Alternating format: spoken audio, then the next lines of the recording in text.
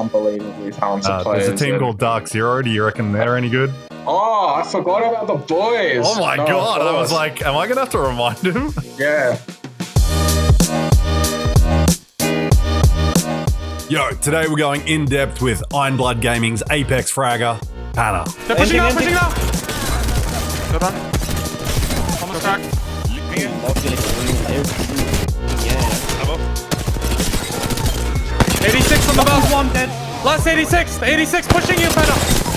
You're the best! Okay, Panna, we've got you here joining me. You're a controller player starting in Season 10 of Apex. You got into comp in March 2022 in the ALGS Split 2 Challenger Circuit. Joined the then Chicken Sandwich Squad, who is now Ironblood Gaming. So let's start this with a simple question of how did you join the then Chicken Sandwich Squad? Well, like you said, my first comp experience was Split 2 Challenger Circuit on the APAC South team, which I can't even pronounce properly still. So for myself in particular, I think I just got pretty lucky with being able to show off my skill in Katsukasa from the beginning. I think even though we didn't do like particularly amazing going it, because of the fact that we played LCQ2, we were kind of against those pro league teams straight away. From the bat, I got to show off kind of my skills and, you know, meet a couple of the guys that I jam with all the time now and that, you know, I know on more of a personal level. Playing a tournament with Zero and Sharky as a fill-in probably helped quite a bit in getting those vouchers. 100% win rate with Zero, by the way. So, that vouch from Zero and Sharky to get me on a good team definitely helped. But yeah, just jamming with player and strafing. I think I just got really lucky with the timing. They were, you know, looking for a third at the right time. Obviously, they were exploring different options. They, you know, went through some of the top talent in the region, and I think. When I first started playing with them, I just got, you know, obviously was lucky to get there, but the team chemistry and my ability to play, you know, really well with them and work around player and strafing, just, you know, I fit in well and, you know, took the opportunity. Yeah, I really do think you guys have great chemistry. Just like you've got three sort of separate, different personalities, which I think works well together. And I know at least yourself and strafing are very competitive. Player K, you just never sure with that guy, but he's obviously very talented. So you've definitely, you've obviously done well. You won Split 1 of Year 3, but we'll get into that shortly. So what do you think sets you guys apart from other teams in our region and possibly the world leading into LAN? What makes Ironblood Gaming a little bit different? Specifically for our region, we kind of were able to pick apart the meta and kind of play the game in our region specifically really well. I think, especially for like the first 3 or 4 weeks in Pro League, we were like kind of really dominating. And I think that's because of the aggressive play style that we had, and, you know, not being able to take fights. And, you know, even when we were getting to zone really early, we were wiping teams out that were trying to play, you know, in close quarters, or being able to be really flexible. You know, if we thought that we got a zone and we weren't going to be able to rotate, even if we were landing at, you know, the center POIs, frag async command center, we were happy to play edge and, you know, take fights with some of the other best teams in the region. You know, there was really no fear there at all. Because we don't have this sort of backlog of history that sort of makes us have to play a certain way, or we're used to playing together. But you guys definitely adapted very well, obviously. Hey, keep watching to hear Panna's thoughts on who are the top teams at ALGS Split 1 playoffs in London and who they want to take down. Who inspires you as an Apex gamer, whether it's from Apex or further afield, like could be an athlete or whatever, sort of what inspires you? Yeah, so I had some players that I really had my eyes on. Like obviously Jen is like, you know, the mechanical god of Apex. So like watching him even as a viewer, you know, I used to love watching him on Twitch and whatnot. So that was like obviously crazy watching him and what he was able to do that no one else was. And then kind of when I got into comp and started to meet everyone, like the other controller guys, like not as much inspire, but definitely pushing me to be a better player. Like you got Waltzy, Fussy, those type of guys that, you know, that I play with and play against in comp. They really, you know, help me strive to become a better player and kind of achieve that top level to try and get, you know, beside them as some of the best players in the region. That definitely seems to be something I've really noticed of sort of just watching a few streams, especially Waltzy's, where it's sort of that seems to almost be the sort of hangout a little bit for the pro scene. And just the way everyone communicates and that, you can just see everyone's like, oh, you didn't get this in even scrims. There's a bit of smack talk and that. And but you can tell it's sort of like wanting to keep pushing because it improves you all essentially. Yeah, definitely. Like, as much as we're all friends, we are all really competitive. So we're always, if someone doesn't do too well in a day, there's a bit of smack. But at the end of the day, we're all friends. So it's nothing better though than beating your friends. Like, it's good to have enemies, but beating your friends is even better because you can remind them every day. Yeah, it's the best feeling in the world. Finishing a day and you're just slightly on top of your best mate. As long as they're still doing well, of course. Of course. So. Was there anyone, by the way, further away, like athletes or anything that you sort of just like see their work ethic that inspires you and you're like, I should work like that? Yeah, I mean, like as an individual, like it's as much as it's my first competitive esport. I was actually like a martial artist for a long time, and I've traveled the world as a fighter, into China and North America and whatnot. So I kind of had that competitive experience, and I had a lot of people in that in that environment that I looked up to when I was exploring that. When I was a bit younger, even though it's like a completely different sport, like I still kind of look up to the mindset of some of the greatest fighters in the world, and how hard they work and how much time they put into the game. Like at the moment, I'm sleeping like 4 hours, scrimming, going to work, getting back home, sleeping 4 hours. Like my schedule's crazy. So as long as I'm working harder than everyone else, that's all that matters. I respect that a lot. Iron Blood Gaming obviously winning Split 1 of ALGS Year 3. How did that feel? It was pretty crazy, to be honest. Like I felt like I kind of just strolled in and just won.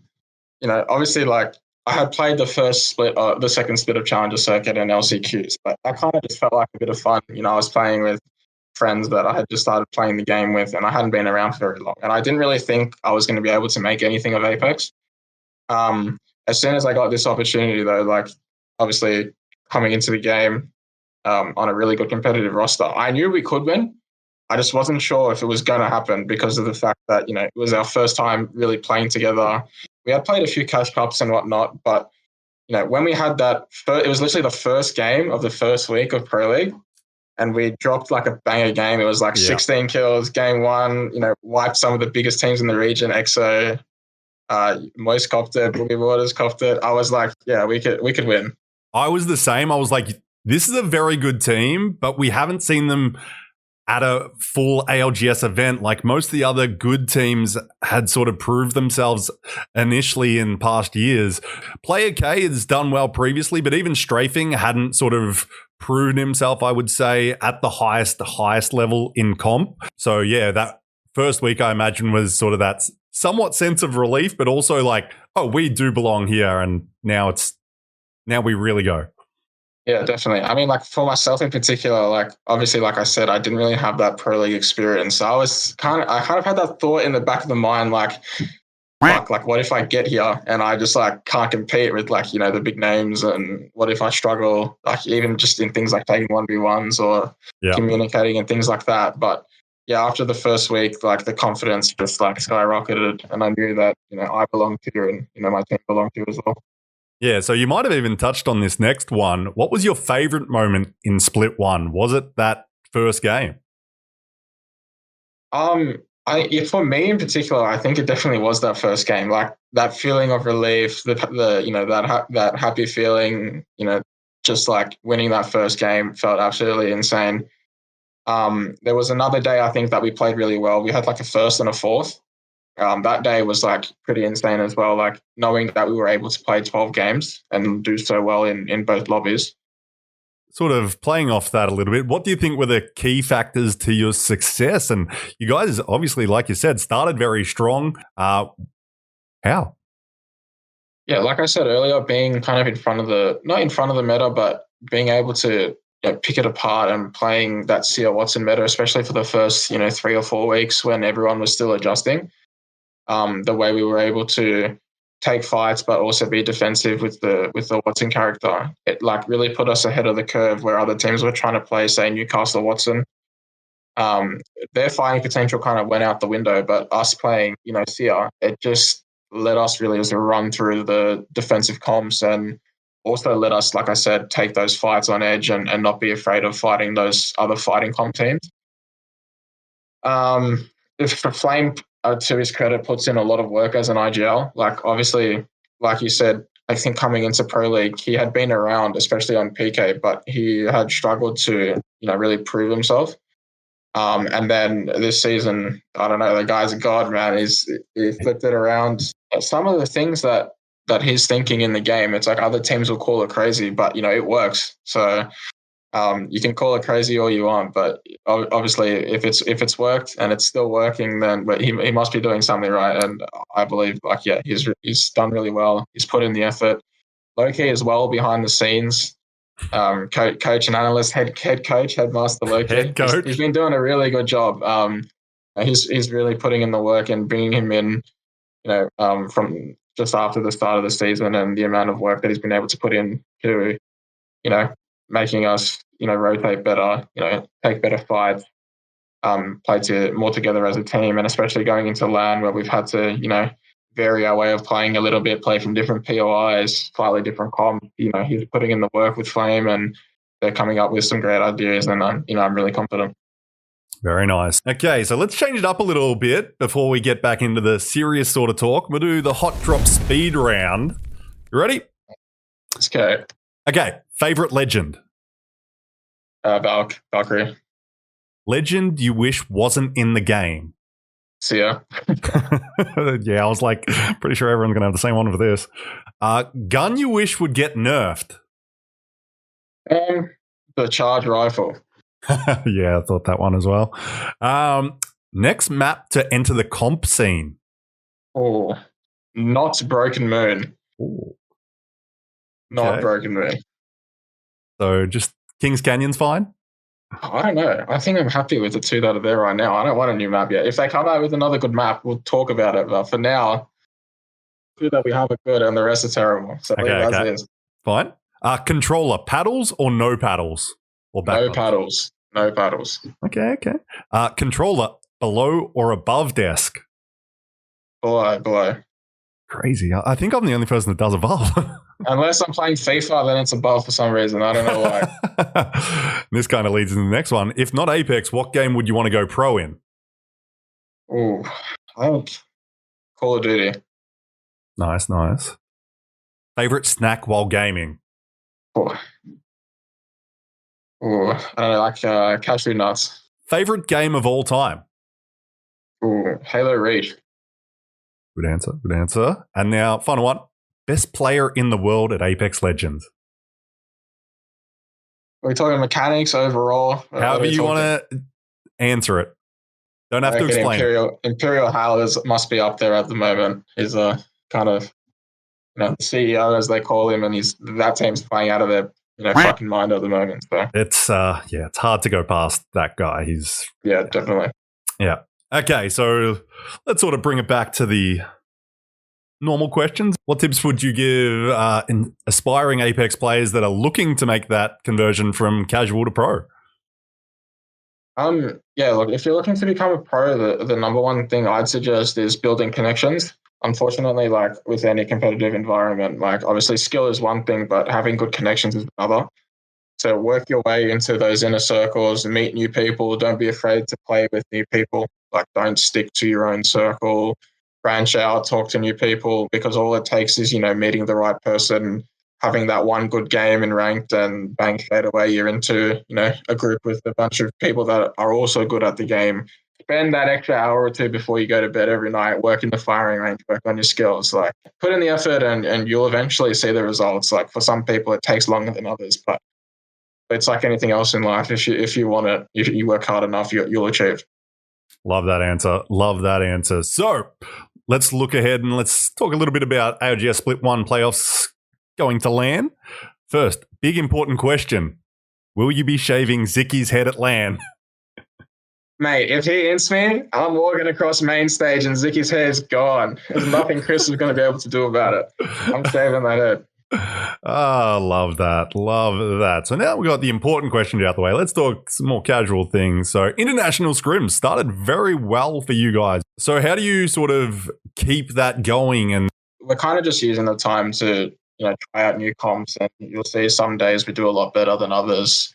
Some days we're terrible and we might get like 10 points. Other days we're dropping, 60 plus. So it's kind of like we're trying to use it as much as possible as the learning experience. Obviously, when you get to this top tier level of the game, it becomes that decent more level of RNG because of the fact that everyone is so good.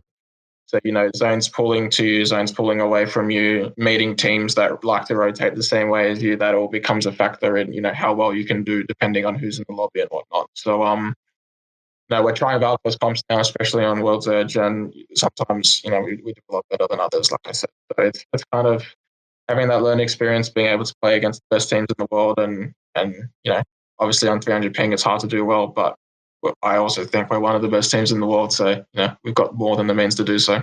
So we're heading towards the end of this interview, so only a few more questions left. Turning it back to APAC South, what do you think is one of the top players now in the region?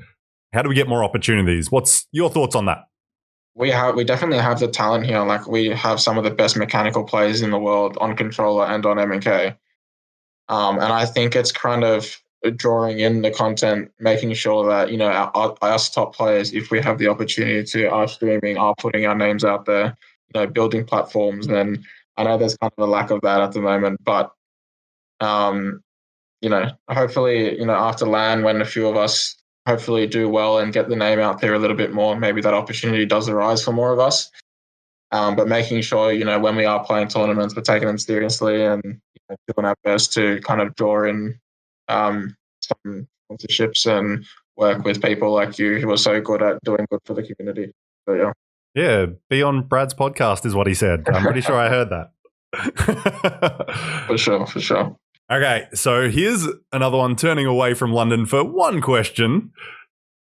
If you were selected in the Apex World Cup, obviously you've seen that around Twitter, would you represent Australia or Greece, seeing as you can go either way?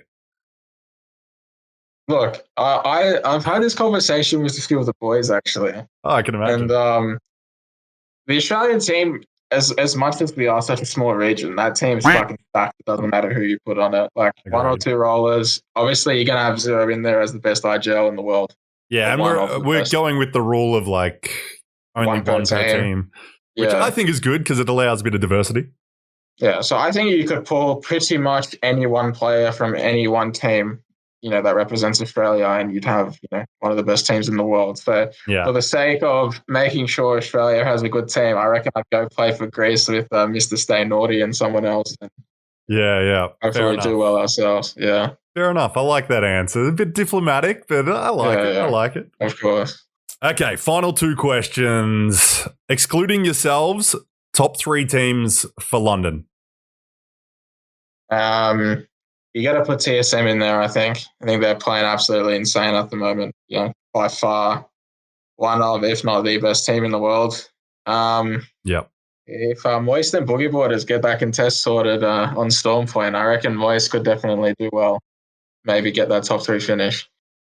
And then that third spot, I reckon, is really open. Obviously, you've got so many teams from APAC North and NA that I think could do really well. I think apart from that, obviously, you've got your NRGs, your XSets. Those teams have all unbelievably talented players. There's a team called Dark Zero. Do you reckon they're any good? Oh, I forgot about the boys. Oh, my God. I was like, am I going to have to remind him? Yeah, fuck.